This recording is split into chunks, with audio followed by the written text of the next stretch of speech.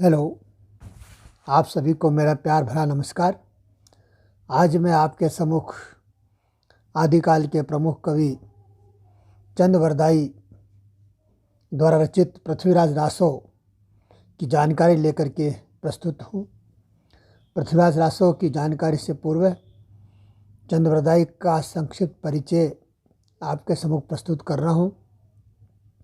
चंद वरदाई के बारे में ऐसे मान्यता है कि वीर गाथा काल के कवियों में महाकवि चंद वरदाई का श्रेष्ठ स्थान है।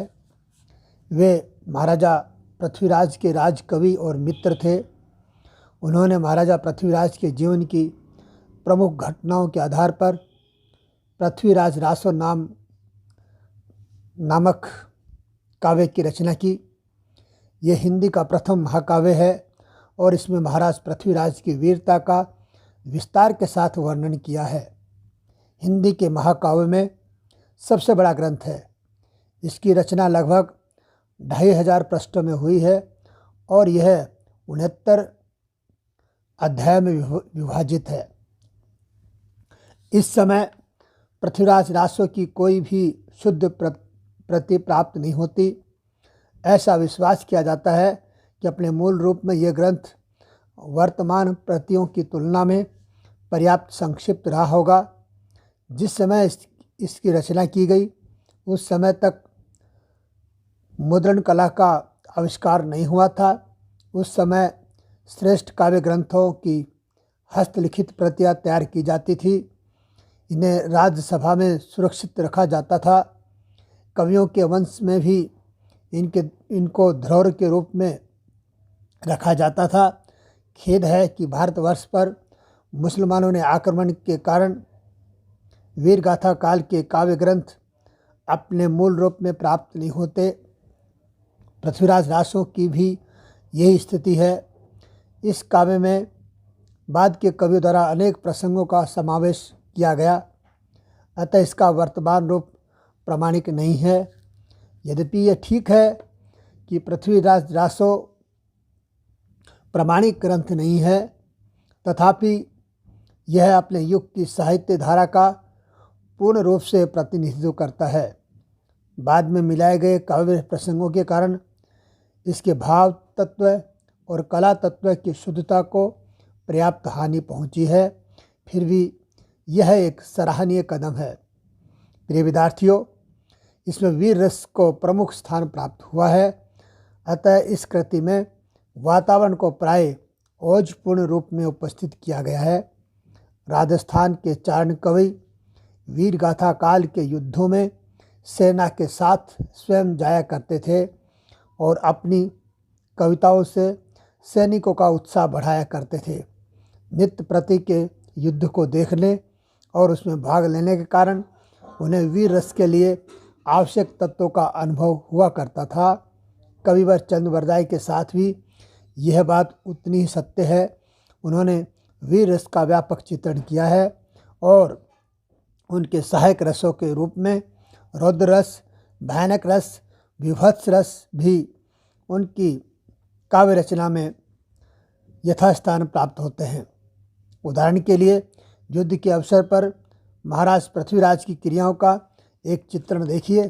कवि ने कितना सुंदर चित्रण महाकवि जयचंद वरदाई ने पृथ्वीराज की वीरता का चित्रण करते हुए कहा है।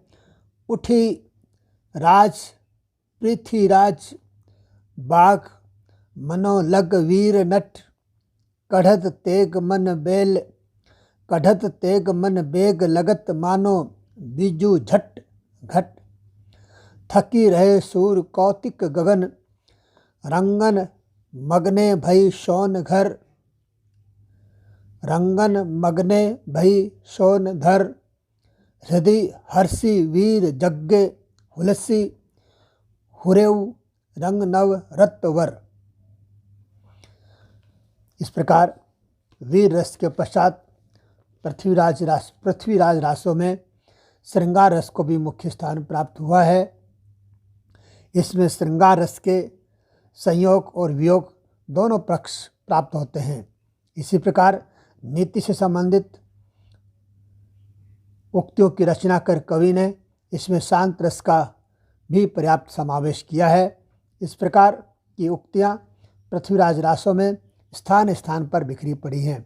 महाकाव्य होने के कारण इस कृति में प्रकृति चित्रण और चरित्र चित्रण की ओर भी पर्याप्त ध्यान दिया गया है। इसमें प्रकृति के विविध प्रकार के चित्र प्राप्त होते हैं, किंतु उसे आलम्बन रूप में बहुत कम स्थानों पर उपस्थित किया गया है। चरित्र चित्रण की दृष्टि से कवि का ध्यान मुख्य रूप से महाराज पृथ्वीराज के चरित्र पर ही केंद्रित रहा है और उन्होंने उनके संपर्क में आने वाले अन्य चरित्रों को भी यथास्थान पर स्पष्ट रूप से उपस्थित किया है। अगर भाषा की दृष्टि से देखें तो पृथ्वीराज रासों की रचना डिंगल या कह सकते हैं राजस्थानी भाषा में हुई है, किंतु इसमें संस्कृत, प्राकृत, अपभ्रंश, ब्रजभाषा, अरबी, फारसी आदि विभिन्न भाषाओं के शब्दों का प्रचुर प्रयोग मिलता है। इस कारण इसकी भाषा सर्वत्र एक जैसी न रहकर स्थान स्थान पर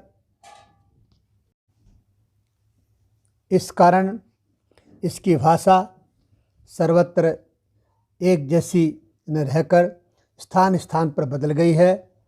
इससे इसमें अध्ययन में विशेष बाधा पहुंचती है। वास्तव में भाषा की इस विविधता का मुख्य कारण यह है कि इस काव्य में कवियों ने अपनी इच्छा के अनुसार कुछ प्रसंगों का समावेश कर दिया है। भाषा की दृष्टि से ये काव्य अधिक सफल नहीं है। इसमें एक ही शब्द को भिन्न भिन्न रूपों में उपस्थित कर कवि ने निश्चय ही एक बड़ी गलती की है। इस प्रकार इसमें कुछ शब्दों के बिगड़े रूप दिए गए हैं और कहीं कहीं व्याकरण के नियमों का भी उल्लंघन किया गया है। कविवर जयचंद्र वरदाई ने अपनी भाषा को रस के अनुकूल बनाए रखने का पूर्ण ध्यान रखा है। इस कारण उनके काव्य में जहाँ वीर रस के प्रसंगों में ओजपूर्ण भाषा को स्थान मिलता है, वहाँ श्रृंगार रस के प्रसंगों में माधुर्य गुण से युक्त भाषा का प्रयोग हुआ है। शैली की दृष्टि से उनके काव्य में विविध शैलियों का समावेश हुआ है। अन्य कला तत्वों में उन्होंने अलंकारों का स्वाभाविक रूप से प्रयोग किया है। छंदों की दृष्टि से उन्होंने मुख्य रूप से दोहा, कवित, छपय तथा भुजंगी नामक छंदों का प्रयोग किया है। इस प्रकार यह स्पष्ट है कि उनके काव्य में काव्यत्व तथा कला तत्व का साधारणतः अच्छा प्रयोग हुआ है। फिर भी उनके काव्य के प्रामाणिक रूप में प्राप्त न होने के कारण उसकी विशेष रूप से आलोचना नहीं की जा सकती है। आपके जो पाठ्यक्रम में चंद्र वरदाई द्वारा रचित पृथ्वीराज रासों का जो अंश है वो है कैमास कर्नाटी प्रसंग, और इसलिए मैं आपके सम्मुख कैमास कर्नाटी प्रसंग की कथा प्रस्तुत कर रहा हूँ, जिससे क्या है कि आपको इस पद की जो व्याख्या है वो समझने में जरा आसान होगा और परीक्षा की दृष्टि से भी प्रश्न हल करने में भी आपको मदद मिलेगी। कैमास कर्नाटी प्रसंग की कथा की मुख्य घटना कैमास वध है। सारा कथानक इसी घटना को केंद्र बनाकर घूमा है। जयचंद द्वारा राजसूय में अपने अपमानप्रद कार्य सौंपे जाने की सूचना पृथ्वीराज को मिल जाती है। अतः अपमान और क्षोभ और संयोगिता के प्रेम वियोग के कारण उसका चित्त स्थिर नहीं रह पाता है। वे प्रधान अमात्य कैमास को राजधानी का प्रबंध सौंपकर वन में आखेट करते हुए मन बहलाने लगते हैं। इधर अधिकार पाकर कैमास रमणियों के साथ भोग विलास में लिप्त हो जाता है। उसे अति सुंदर कर्नाटी दासी और अपनी ओर आकर्षित कर लेती है। एक तांबुल वाहिनी कैमास को राजप्रसाद में कर्नाटी दासी के साथ रमण करते हुए देख लेती है और वह इसकी सूचना पटरानी को देती है। पटरानी उसी समय दासी को पत्र देकर महाराज को बुलावा भेजती है, इस घटना की जानकारी देती है। पृथ्वीराज दासी और पटरानी सहित उस महल में आते हैं जहाँ कैमास कर्नाटी दासी के साथ रति क्रीड़ा में निमग्न था। पृथ्वीराज दोनों का वध कर देते हैं और कैमास को भूमि में गड़वा देते हैं तथा रात्रि में ही वन को वापस लौट जाते हैं। उनके आने जाने का पता उनके साथ की सेना और साथियों को भी नहीं लगता है। कैमास वध की ये सारी घटना माँ सरस्वती चंद को पहले स्वप्न में ही फिर उसकी विनय पर प्रत्यक्ष होकर बतला देती है। यानी कि कहने का मतलब ये है कि कैमास का जो वध पृथ्वीराज ने जिस तरीके से गोपनीय तरीके से किया, उस घटना की जानकारी चंद्रवरदाई को रात्रि में माँ सरस्वती आकर के सारी बातें उसको बता देती है। पृथ्वीराज वन से लौट आते हैं और जब सभा जोड़ते हैं, वे कैमास के विषय में पूछते हैं कि भाई कैमास कहाँ गया, उसका क्या हुआ, वो क्यों नहीं दिखाई देता। इसलिए वहाँ उपस्थित लोगों में से कोई भी ये बताने में समर्थ नहीं था कि कैमास कहाँ गया और अभी क्यों नहीं दिखाई दे रहा, उसका क्या हुआ। यही बात जब वे चंद से पूछते हैं या फिर ये कहते हैं कि बताओ चंद्रवरदाई कि कैमास कहाँ है, तो अगर आपको पता नहीं है तो जिस महादेव की आप उपासना करते हो उसकी उपासना करना छोड़ दो, अन्यथा कैमास की पूरी बात मुझे बताओ। अंत में चंद पृथ्वीराज द्वारा कैमास वध की घटना को प्रकाशित कर देते हैं। यानी जब पृथ्वीराज चंद्रवरदाई से पूछता है कि भाई कहाँ गए, तब वो चंद्रवरदाई गा करके कैमास वध की घटना को सारी सभा के बीच में बता देते हैं और सबको पता चल जाता है कि कैमास का वध पृथ्वीराज ने चुपचाप गोपनीय तरीके से कर दिया है और इस कारण हुआ है। जब यह बात सबको पता चल जाती है तो कैमास की स्त्री पति के वध का समाचार पाकर चंद की शरण में आती है और अपने पति के शव को सौंपने की मांग करती है। चंद उसे लेकर पृथ्वीराज के पास आता है। चंद के बहुत आग्रह करने पर पृथ्वीराज इस शर्त के साथ शव देने को तैयार हो जाते हैं कि चंद उसे जयचंद को दिखा दे। पृथ्वीराज चंद के साथ सेवक बनकर जाने के लिए तैयार हो जाता है। कैमास की स्त्री को उसके पति का शव दे दिया जाता है और वह सती हो जाती है। पृथ्वीराज कन्नौज जाकर वहाँ जयचंद की भूमि में रण नृत्य करने का दृढ़ संकल्प करते हैं। इस महाकाव्य की ऐतिहासिकता के बारे में अपने आप में एक विवाद है। कुछ लोग ये मानते हैं कि ये महाकाव्य ऐतिहासिक है और कुछ लोग कहते हैं कि इसकी प्रामाणिकता असंदिग्ध है। इससे पहले के प्रसंग में मैंने बताया कि इसकी भाषा को और उसके नए प्रयोगों को और इसमें आए अनेक प्रसंगों को लेकर विद्वान आपत्ति उठाते रहे हैं कि इसमें अनेक प्रकार के इस तरह के प्रसंग हैं जो असामयिक हैं, पृथ्वीराज के समकालीन नहीं है। इसलिए इस काव्य की प्रामाणिकता बिल्कुल असंदिग्ध है। पर कुछ विद्वान इस बात को स्वीकार करते हैं कि अगर कुछ घटनाएं, कुछ प्रसंगों को छोड़ दी जाए तो शेष घटनाओं के आधार पर पृथ्वीराज रासो की प्रामाणिकता सिद्ध हो जाती है। क्योंकि कालांतर में कोई भी काव्य रचना जब प्रसिद्ध होती है, उस समय लोग हस्तलिखित प्रतियां रखते थे। तो हस्तलिखित प्रतियां जब भी तैयार होती थी तो लोग उसमें अपनी मर्जी से कुछ नए नए प्रसंग जोड़ देते थे। तो इस आधार पर पृथ्वीराज रासो में भी अनेक प्रकार के नए नए प्रसंग जोड़ दिए गए, जिसके कारण लोग उसकी प्रामाणिकता पर प्रश्न चिन्ह लगाते हैं। अतः इस संबंध में डॉक्टर दशरथ शर्मा ने जैन ग्रंथ पुरातन प्रबंध संग्रह के आधार पर पृथ्वीराज रासो की प्रामाणिकता सिद्ध की है। उनके अनुसार पृथ्वीराज